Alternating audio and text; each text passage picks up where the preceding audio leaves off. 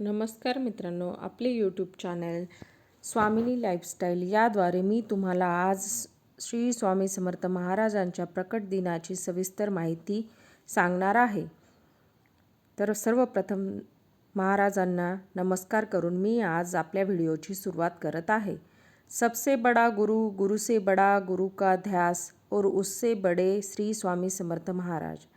इसवी सन 1457च्या सुमारास श्री नृसिंह सरस्वती स्वामी महाराज यांनी गाणगापुरास निर्गुण पादुका स्थापन केल्या व त्यानंतर शैल यात्रेचे साधून ते कर्दळी वनातून अदृश्य झाले. ह्या कर्दळी वनात सुमारे 300 वर्ष महाराजांनी कठोर तपश्चर्या केली. या काळात मुंग्यांनी त्यांच्यावर वारूळ निर्माण केले.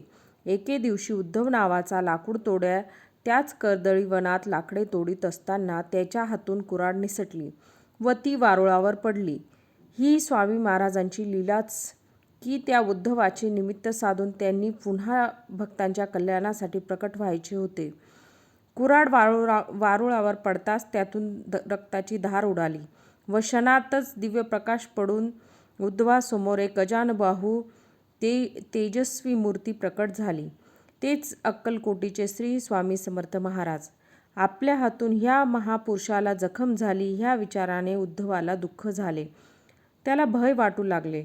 पण भक्तांसाठीच माता असलेल्या महाराजांनी उद्धवाला अभय व आशीर्वाद देऊन गंगा तीरावर प्रयाण केले.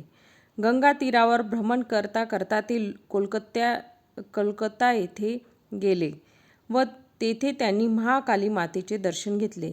नंतर काशी प्रयाग असे भ्रमण करीत ते उत्तरेकडून दक्षिणेस आले. श्री क्षेत्र त्र्यंबकेश्वर येथे त्यांनी शेगावचे श्री गजानन महाराज व शिर्डीचे श्री साई महाराज ह्यांना दीक्षा दिली. त्यानंतर स्वामी पंढरपूर, मोहोळ असे भ्रमण करीत सोलापुरास आले. त्यानंतर मंगळवेढे नामक गावास स्वामींनी काही काळ वास्तव्य केले व तिथल्या भक्तांना विविध स्तरावर मार्गदर्शन केले. भेटेल त्याला आपल्या लीलेने आगळ्या वेगळ्या पद्धतीने दुःखमुक्त करून कार्यरत केले. इसवी सन 1856 मध्ये स्वामी महाराजांनी अक्कलकोट येथे प्रवेश केला व तिथल्या 22 वर्षाच्या वास्तव्यात सर्व विश्वाला दैदिप्यमान असे तीर्थक्षेत्र अक्कलकोट करून जगातील अनेक मान्यवरांना मार्गदर्शन केले आणि इसवी सन 1878 मध्ये स्वामींनी अनेकांना कार्य करून त्यांचा एक आविष्कार संपवला असे भासवले. परंतु प्रत्यक्षात स्वामी महाराज आज 2024 मध्ये देखील भक्तांच्या पाठीशी सतत उभे राहून त्यांना मार्गदर्शन करून कार्य करीत आहेत व अनंत काळपर्यंत करीत राहतील. श्री स्वामी समर्थ हे श्री दत्त महाराजांचा पूर्ण ब्रह्मस्वरूप तिसरा अवतार आहेत. भक्तांनी त्यांना ज्या दृष्टीने पाहिले त्या स्वरूपात त्यांनी दर्शन दिले आहे.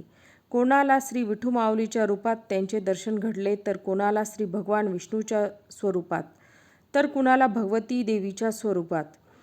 महाराजांनी भक्तांच्या कल्याणासाठी अनेक लीला दाखवल्या. अनन्य भावाने भक्ती करणाऱ्या भक्तांच्या सदैव पाठीशी राहून त्यांचा योगक्षेम चालवण्यासोबत भिवू नकोस मी तुझ्या पाठीशी आहे असे अभिवचन देणाऱ्या श्री स्वामी समर्थ महाराजांचा आज प्रकट दिन. पुढील सर्व आयुष्य त्यांच्याच चरणी कार्यरत होत जावे ही आपल्या आजच्या मंगलदिनी स्वामीचरणी प्रार्थना.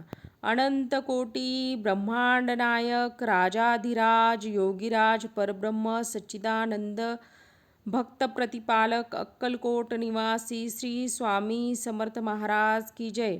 अवधूत चिंतन श्री गुरुदेव दत्त. जय जय स्वामी समर्थ.